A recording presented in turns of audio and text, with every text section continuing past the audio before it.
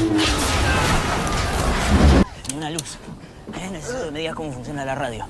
Pernahkah kalian membayangkan sedang berada di puncak semangat hidup, menertawakan masa depan, lalu dalam sekejap semesta seolah memutuskan untuk menguji batas ketahanan manusia dengan cara yang paling kejam. Inilah yang terjadi pada para pemuda dari tim rugby Old Christian asal Uruguay. Film Society of the Snow tidak membuka ceritanya dengan jeritan, melainkan dengan tawa. Kita dibawa kembali ke tahun 1972. Dunia masih terasa luas dan ramah bagi sekelompok pemuda ini. Mereka bukan sekedar tim rugby. Mereka adalah sekumpulan sahabat, anak-anak muda yang sedang berada di masa emas kehidupan mereka.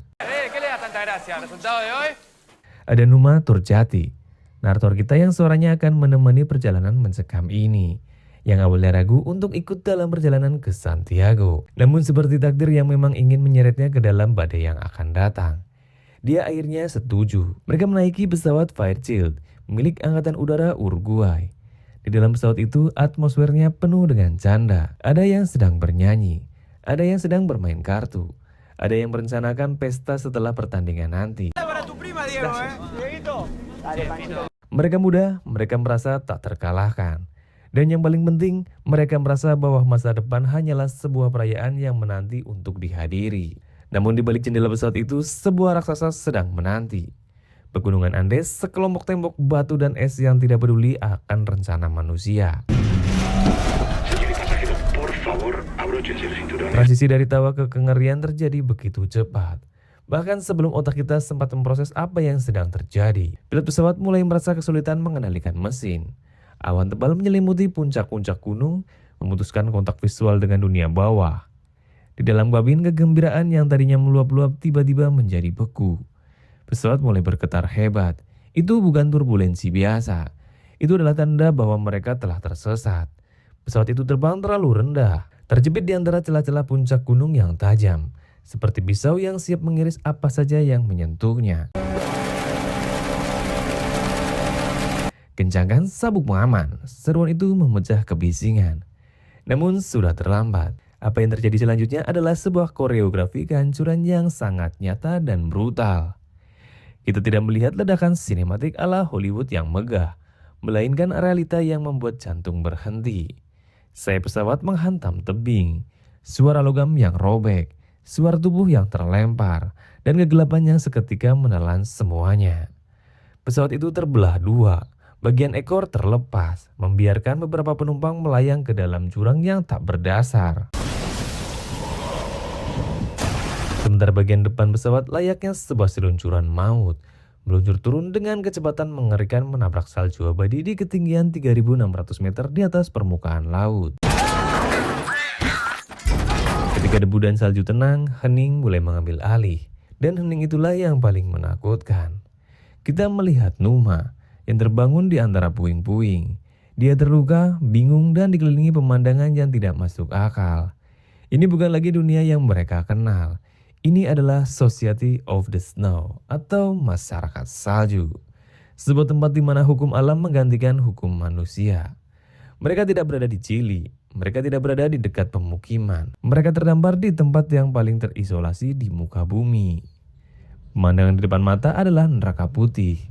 Di balik kemegahan pegunungan yang tertutup salju, tersimpan kematian yang mengintai di setiap nafas. Beberapa teman mereka sudah tak bernyawa, terjepit di kursi yang kini berubah menjadi peti mati logam. Yang lainnya merintih kesakitan, memanggil nama ibu mereka atau sekedar meminta air. Disinilah karakter-karakter kita mulai diuji. Roberto Canessa dan Gustavo Zerbino, yang memiliki sedikit pengetahuan tentang medis, segera bergerak. Tanpa alat yang memadai dengan tangan yang gemetar, mereka harus memutuskan siapa yang bisa diselamatkan dan siapa yang sudah menyerah pada dinginnya yang menusuk tulang. Pemandangan di dalam bangkai pesawat itu adalah sebuah pemandangan yang menghancurkan jiwa. Nando Barado, yang juga mengalami cedera kepala parah, terbangun dalam kondisi setengah sadar.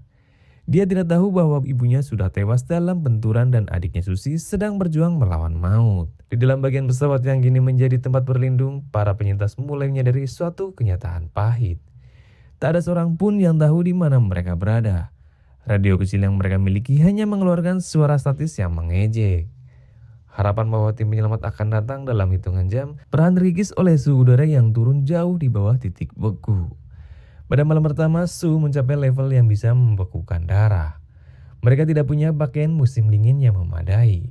Mereka tidak punya pemanas. Mereka hanya punya satu sama lain.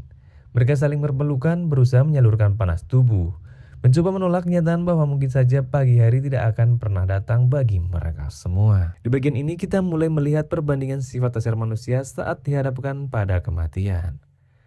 Ada yang mulai putus asa, ada yang terus berdoa, dan ada yang mencoba mencari logika dalam sebuah kekacauan total. Namun semua orang memiliki satu kesamaan.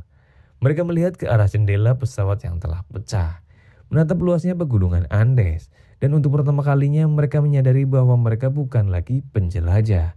Mereka kini adalah tamu tak diinginkan di sebuah tempat di mana manusia tidak seharusnya ada. Bagian pertama ini ditutup dengan sebuah refleksi yang menyesakan. Kita melihat mereka mencoba menata sisa-sisa koper, mencoba mencari makanan yang telah tersisa. Hanya sedikit coklat, beberapa botol anggur, dan biskuit. Itu tidak akan cukup untuk bertahan 2 hari, apalagi berminggu-minggu. Saat salju mulai turun kembali menutupi jejak-jejak pesawat, kita sadar bahwa petualangan para pemuda ini telah usai. Sekarang yang tersisa hanyalah sebuah perang antara keinginan untuk tetap bertahan hidup dan ganasnya alam yang meminta nyawa mereka. Mereka mulai tidur, berharap ini hanyalah mimpi buruk yang akan berakhir saat mereka bangun di rumah. Namun saat mata terbuka, puncak-puncak tajam ini masih ada di sana. Menunggu, menatap dengan dingin seolah berkata, "Kalian bukan milik tempat ini." Dan di sanalah di tempat hamparan salju yang putih bersih namun mematikan. Masyarakat baru pun terbentuk, sebuah masyarakat yang dibangun di atas duka, rasa lapar, dan ketakutan yang mendalam. Mereka belum tahu bahwa perjalanan mereka baru saja dimulai. Dan bahwa ujian yang sebenarnya uji moralitas dan kemanusiaan masih menunggu di depan mata. Jika bagian pertama adalah tentang keterkejutan, maka bagian kedua adalah tentang kehancuran nurani. Bayangkan kalian terkurung di sebuah kotak logam yang sedang penyok, tergeletak di tengah hamparan putih yang tak berujung. Matahari di siang hari terasa seperti pisau yang menyayat kulit melalui pantulan salju yang menyilaukan. Sementara malam hari adalah iblis hitam yang siap membekukan detak jantung kalian kapan saja. Inilah realita yang dihadapi para penyintas di minggu-minggu awal. Harapan itu seperti candu.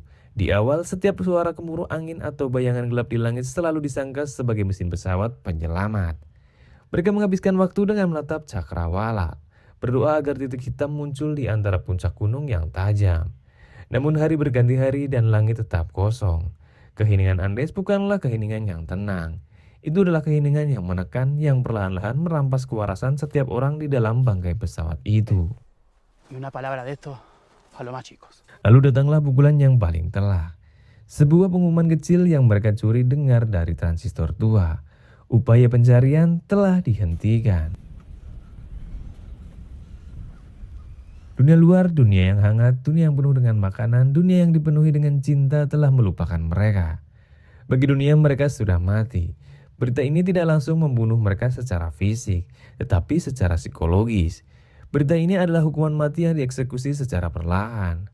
Keputusasaan mulai menyusup ke setiap celah bangkai pesawat ini, menggantikan sisa-sisa optimisme yang ada. Tapi disinilah ironisnya. Saat harapan dunia luar lenyap, naluri bertahan hidup yang paling primitif justru terbangun. Makanan mereka sudah habis, sisa coklat sudah menjadi butiran debu yang sudah lama ditelan. Perut mereka tidak lagi sekedar lapar. Mereka mengalami fase di mana tubuh mulai memakan dirinya sendiri. Setiap kali mereka bergerak, mereka merasa pusing. Penglihatannya mereka mulai kabur. Dan setiap nafas terasa menjadi beban yang sangat luar biasa berat. Mereka bukan lagi atlet terapi yang gagah perkasa.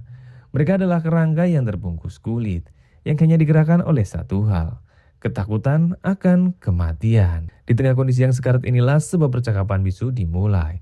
Bukan percakapan yang diucapkan dengan lantang, melainkan percakapan saling tetap antara satu sama lain. Mereka menatap tubuh rekan-rekan mereka yang telah tewas membeku di luar pesawat. Tubuh-tubuh itu karena suhu yang ekstrim tidak membusuk. Mereka terlewatkan oleh salju, utuh namun tak bernyawa. Dilema moral muncul sebagai monster yang paling menakutkan di antara monster lainnya. Lebih menakutkan daripada longsoran salju atau suhu di bawah 0 derajat. Secara agama, secara budaya, dan secara moral, tindakan memakan daging manusia adalah tabu yang tidak termaafkan. Itu adalah penghinaan terhadap martabat manusia. Namun di sini, di altar pegunungan ini, moralitas adalah kemewahan yang tidak bisa mereka beli. Jika saya mati, saya ingin kalian menggunakan tubuh saya agar kalian bisa tetap hidup. Ujar salah satu dari mereka. Kalimat itu sebagai pemantik. Itu bukan lagi sekedar tindakan kanibalisme. Itu adalah tindakan pengorbanan yang paling ekstrim. Itu adalah bentuk tertinggi dari kasih sayang di tengah neraka. Saat keputusan itu akhirnya diambil, suasananya sangat mencekam. Tak ada pesta, tak ada diskusi yang berapi-api. Hanya ada kesunyian yang berat saat pisau yang sebenarnya hanyalah pecahan kaca atau logam tajam menyentuh permukaan salju yang menutupi jenazah sahabat mereka sendiri. Suara gesekan logam pada es menjadi melodi kematian yang menyayat hati. Banyak dari mereka yang awalnya menolak. Mereka memilih untuk membiarkan diri mereka mati daripada harus menelan daging itu. Namun rasa lapar adalah diktator yang paling kejam. Ia tidak mengenal agama, ia tidak mengenal persahabatan, dia tidak mengenal masa lalu. Akhirnya satu persatu mereka menyerah. Mereka memejamkan mata, memanjatkan doa dalam hati, dan memaksa diri mereka untuk menelan apa yang seharusnya mustahil untuk ditelan. Reaksi setelahnya adalah percampuran antara rasa jijik, kesedihan yang mendalam, dan rasa bersalah yang akan menghantui mereka seumur hidup. Setiap gigitan adalah sebuah pengkhianatan terhadap nilai-nilai yang mereka pelajari sejak kecil. Namun di saat yang sama, setiap gigitan adalah bahan bakar yang memberikan mereka kesempatan untuk melihat matahari terbit di esok hari. Inilah fase Society of the Snow yang sebenarnya. Mereka bukan lagi sekedar kelompok penyintas. Mereka telah menjadi komunitas yang dibangun di atas duka dan pengorbanan. Mereka mulai berbagi tugas. Ada yang bertugas mencairkan es untuk air minum. Ada yang menjaga api kecil yang tak seberapa. Dan ada yang harus memikul beban berat untuk mengumpulkan protein dari rekan-rekan mereka yang telah tiada. Satu adegan yang sangat menghancurkan hati adalah ketika Numa Turkati, sang narator kita, harus menyaksikan betapa rapuhnya batas antara menjadi manusia dan menjadi hewan. Dia melihat teman-temannya perlahan-lahan berubah bukan menjadi jahat, tapi menjadi sesuatu yang lebih fungsional dan dingin. Mereka tidak lagi menangis untuk setiap kematian yang terjadi di dalam pesawat. Air mata mereka sudah habis membeku di kelopak mata mereka. Kematian telah menjadi tetangga yang akrab, yang setiap hari datang untuk menjemput satu atau dua orang lagi dari mereka. Di bagian ini kita belajar bahwa manusia adalah makhluk yang sangat adaptif. Kita mampu melakukan hal-hal yang tidak terpikirkan jika itu menyangkut kelangsungan hidup. Namun harga yang harus dibayar adalah hilangnya sebagian dari jiwa mereka. Mereka tahu jika mereka berhasil selamat nanti, dunia luar tidak akan pernah bisa memahami apa yang telah mereka lakukan di puncak sana. Dunia akan melihat mereka dengan jijik atau dengan rasa penasaran yang morbid, tanpa pernah tahu bahwa di balik tindakan itu ada cinta yang begitu besar sehingga mereka bersedia menanggung kutukan demi agar teman-teman mereka bisa pulang ke pelukan keluarga. Bagian kedua ini ditutup dengan sebuah pengingat yang mengerikan. Meskipun mereka telah memakan daging untuk bertahan hidup, alam masih belum puas. Badai salju yang lebih besar mulai mendekat di Cakrawala, siap untuk menguji kembali masyarakat yang baru saja mencoba untuk tetap berdiri ini. Apakah mereka akan hancur oleh rasa bersalah mereka sendiri, atau mereka akan hancur oleh kejamnya badai yang akan datang? Itulah yang membuat bagian ini begitu berat. Bukan tentang betapa lapar mereka, tapi tentang betapa berat beban moral yang harus mereka pikul hanya untuk mendapatkan satu hari lagi kehidupan di tempat di mana Tuhan seolah-olah telah memalingkan wajahnya. Tiga bagian kedua adalah tentang kelangsungan hidup yang pasif, tentang menunggu dan menelan kepahitan. Maka bagian ketiga adalah tentang transisi menuju tindakan. Mereka sadar bahwa menunggu adalah cara tercepat untuk mati. Bangkai pesawat yang tadinya dianggap sebagai tempat perlindungan kini mulai terasa seperti ruang tunggu menuju kematian. Salju terus turun, menumpuk, dan setiap kali badai datang mereka seperti sedang dikubur hidup-hidup. Namun sesuatu telah berubah di dalam diri mereka. Masyarakat salju telah terbangun dalam diri mereka. Mereka adalah para penyintas yang telah ditempa oleh api penderitaan. Mereka telah memakan kematian teman-teman mereka agar tetap hidup. Dan pengorbanan itu menciptakan ikatan yang lebih kuat daripada ikatan darah atau persahabatan apapun. Mereka telah melewati titik nadir manusia. Mereka telah melihat ke dalam jurang, dan jurang itu tidak lagi membuat mereka gemetar. Titik balik sesungguhnya terjadi saat mereka menyadari bahwa tidak ada lagi yang akan datang. Radio kecil itu tidak lagi berbunyi, dan harapan untuk diselamatkan oleh pihak luar hanyalah sebuah ilusi. Nando Parado, sosok yang kehilangan ibunya dan adiknya dalam kecelakaan, mulai melihat ke arah puncak gunung yang menjulang tinggi di bagian barat. Baginya itu bukan lagi sekedar pemandangan, melainkan dinding penjara. Mereka harus keluar dari sini, ucapnya dengan kalimat yang sederhana. Namun beratnya melampaui bobot gunung itu sendiri. Maka dimulailah fase adaptif yang sangat brutal. Mereka tidak lagi duduk diam di dalam bangkai pesawat. Mereka mulai belajar cara mengolah es menjadi air di bawah terik matahari. Mereka mulai membagi jatah daging dengan sistem yang lebih terorganisir meski menyakitkan. Dan mereka mulai memperbaiki pakaian mereka. Mereka menggunakan potongan jok pesawat sebagai alas kaki dan kulit koper sebagai pelindung tubuh. Mereka menjadi penjahit, teknisi, dan arsitek dari nasib mereka sendiri. Namun alam seolah tidak ingin membiarkan mereka lolos begitu saja. Sebuah bencana susulan longsoran salju raksasa menghantam bangkai pesawat di tengah malam. Suaranya seperti raungan gunung yang sangat murka. Dalam sekejap salju setebal beberapa meter menelan mereka hidup-hidup.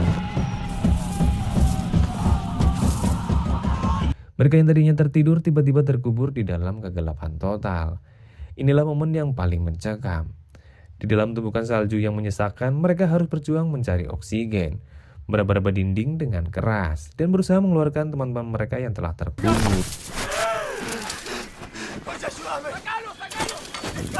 Beberapa di antara mereka tidak beruntung.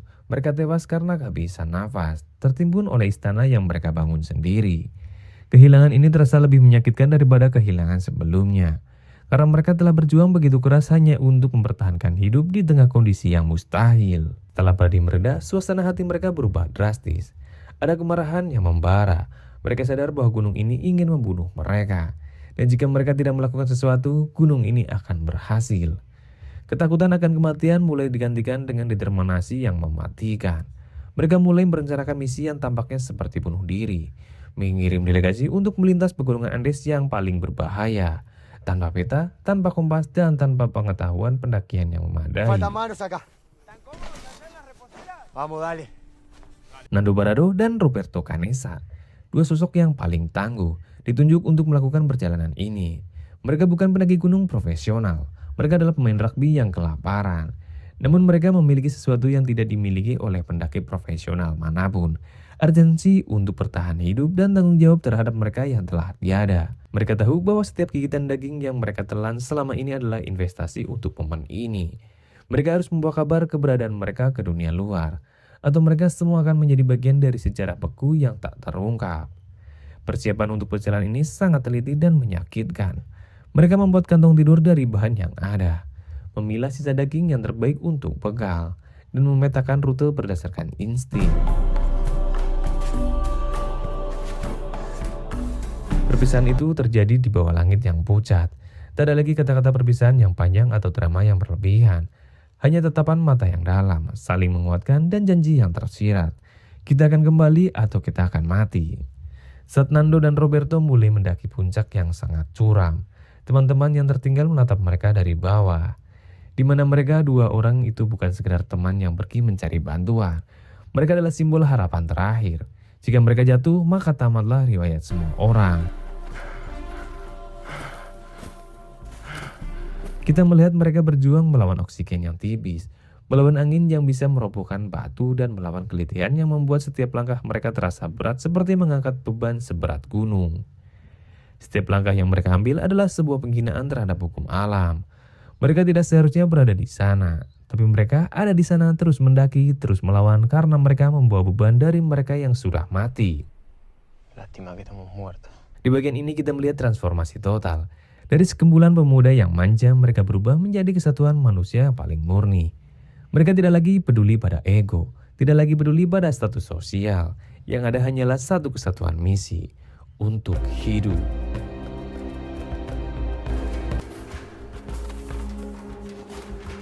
Keheningan di puncak Andes yang luas itu bukan lagi musuh, melainkan saksi bisu dari keberanian manusia yang paling ekstrim.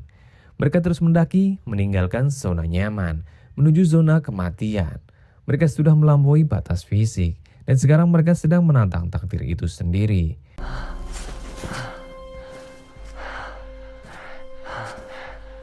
Bagian ketiga ini berakhir tepat saat mereka mencapai puncak tertinggi dan melihat pemandangan yang tak terduga di depan mata. Sebuah hamparan pegunungan yang lebih luas, lebih dingin dan lebih mustahil daripada yang mereka bayangkan.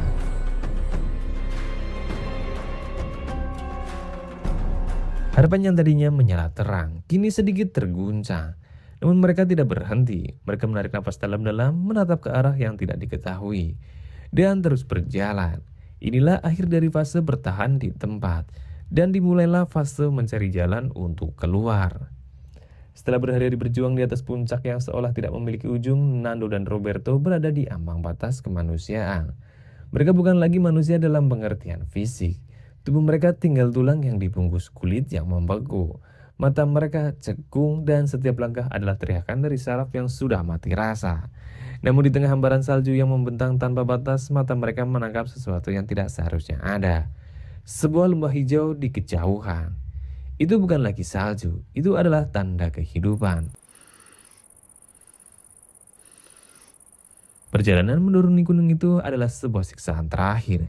Mereka harus meluncur ke lereng yang tajam, merayap di sebuah bebatuan, dan menahan rasa lapar yang kini sudah menjadi bagian dari sumsum tulang mereka. Saat mereka akhirnya mencapai dataran rendah dan melihat aliran sungai kecil, mereka tidak bisa menahan tangis. Untuk pertama kalinya dalam 70 hari, mereka mendengar suara air yang mengalir, bukan suara angin yang melolong. Mereka telah menaklukkan Andes, atau setidaknya Andes telah memutuskan untuk membiarkan mereka pergi. Namun di dalam bangkai pesawat, situasi telah mencapai titik paling kritis. Mereka yang tertinggal, yang tersisa dari komunitas maut ini, sudah kehilangan segalanya. Numa Turkati, sang narator kita, akhirnya menyerah. Kematiannya bukan sebuah kekalahan, melainkan sebuah penyerahan diri yang damai setelah perjuangan yang luar biasa. Dia yang selalu memberikan semangat kini menjadi bagian dari sejarah yang akan diceritakan oleh mereka yang selamat. Kepergian Numa menjadi pukulan terakhir yang menghancurkan sisa-sisa semangat para penyintas yang tersisa di bangkai pesawat. Di saat itulah sebuah keajaiban tidak disangka datang. Nando dan Roberto yang sudah berjalan melintasi lembah akhirnya menemukan seseorang penggembala di sisi lain sungai. Momen itu adalah puncak dari semua ketegangan yang kita bangun selama lebih dari 2 jam durasi film. Hace 10 días que estamos caminando. En el avión quedaron 14 Tak personas. ada dialog yang diperlukan, hanya tatapan mata antara dua pria yang hancur dan seorang pria asing yang terperangah melihat sosok manusia yang seolah bangkit dari kematian. Penyelamatan itu sendiri berlangsung sangat dramatis. Helikopter-helikopter muncul dari balik awan. Suaranya memecah kesunyian pegunungan yang selama ini menjadi penjara mereka. Saat helikopter mendarat dan para penyintas yang tersisa ditarik keluar dari dalam bangkai pesawat, pemandangan itu sangat kontras. Mereka tidak lagi seperti manusia biasa. Mereka kotor, kurus kering, menggunakan tumpukan kain yang tidak berbentuk, dan melihat tatapan mata yang telah melihat hal-hal tidak bisa dibayangkan oleh manusia normal. Mereka dievakuasi satu persatu.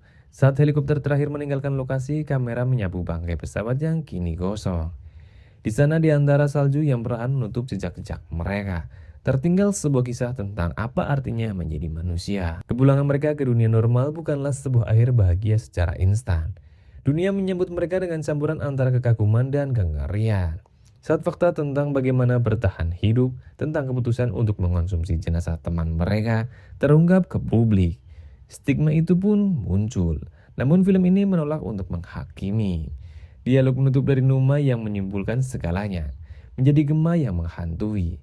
Siapa yang memberitahu kita apa yang terjadi di pegunungan? Tanyanya. Mereka adalah masyarakat yang lahir dari kebutuhan, yang diikat oleh kematian, dan dipersatukan oleh cinta yang melampaui logika. Mereka pulang bukan sebagai pemenang untuk menaklukkan alam, melainkan sebagai orang-orang yang telah dilahirkan kembali oleh pegunungan. Mereka menyadari bahwa mereka selamat bukan karena mereka lebih hebat, melainkan karena mereka dipilih oleh takdir. Society of the Snow berakhir dengan gambaran sederhana. Mereka yang selamat kembali ke pelukan keluarga, mandi air hangat, makan makanan yang layak, dan mencoba tidur di tempat tidur yang empuk.